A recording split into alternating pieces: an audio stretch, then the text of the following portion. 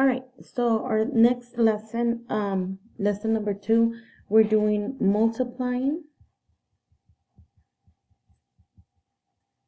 decimals. And just like when you were adding decimals on cons, you're going to start off with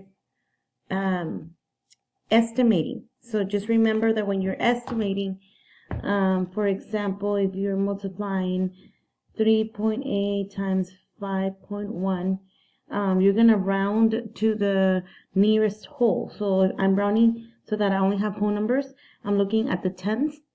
If the number is 5 or greater, then you're going to move your one up. And if it's smaller than 5, you will leave it as it is. In this case, 3.88 is bigger than 5, so I'm rounding to 4 times, and then 5.1, I look at my 1, it's smaller than 5, so I leave 5 as it is. So 4 times 5 equals 20. That's my estimation. Now, to multiply, here's a reminder. When you're multiplying decimals, okay, you are going to write your digits going down, okay, just to make it easier. 3.8 times 5.1. And remember that you will rewrite this as without decimals, but you got to make sure that you count your decimal places. So on this one, I go 1 to my right to make it a whole number. So this is 1 decimal place. And then I'm moving 1 more decimal place, a second factor, to my right. And then, so in total, after I multiply, I'm going to have to move 2 decimal places back. Okay, so just remember that in multiplication of decimals, you have to get rid of both decimals. Okay, so now I'm ready to multiply 38 times 51. And with multiplication, just like regular, remember, you multiply the ones. So 1 times 8 equals 8.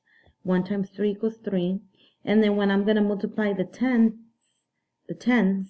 I need to fill in the ones place on my next row because I'm multiplying tens. So 5 times 8 equals 40. Carry over the 4. And 5 times 3 equals 15. And then add the 4, that's 19. And so I add those up. And then, 0 plus 8 is 8, 0 plus 3 is 3, and then move down to 19. And don't forget to put your decimal place, 2 decimal places. So that means that right now my decimal point is on the end because it's whole numbers. And I'm going to move the decimal place twice to the left. That's 1, 2. So my answer is 19.38. Okay, so basically, multiplying decimals is like normal multiplication, but you have to remember that you need to count your decimal places. How many times do you have to move your decimal point on each factor to make it a whole number? And then when you're done, you have to put those decimal places back in. Okay, so 19.38 would be the answer to that. And I will, let's see.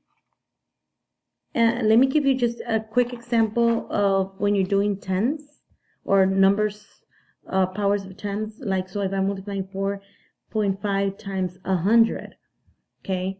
Remember that 2 zeros, 100, I can just move the decimal point twice. 1, 2, and I just fill in the 0, so that would be 450. Again, Collins Academy has more videos, but this skill is pretty straightforward. You're multiplying like if you were multiplying whole numbers, but just make sure that you're putting your decimal points in the correct place. If you have any other questions, please let me know, and I will be more than happy to give you extra support. All right, and after the GIMP kit in this lesson, please make sure this week you're working on the unit of focus. Don't skip it, okay? It's very important because I am keeping these lessons short with not too much work after this for that reason, because you will be doing this on cons for practice, okay?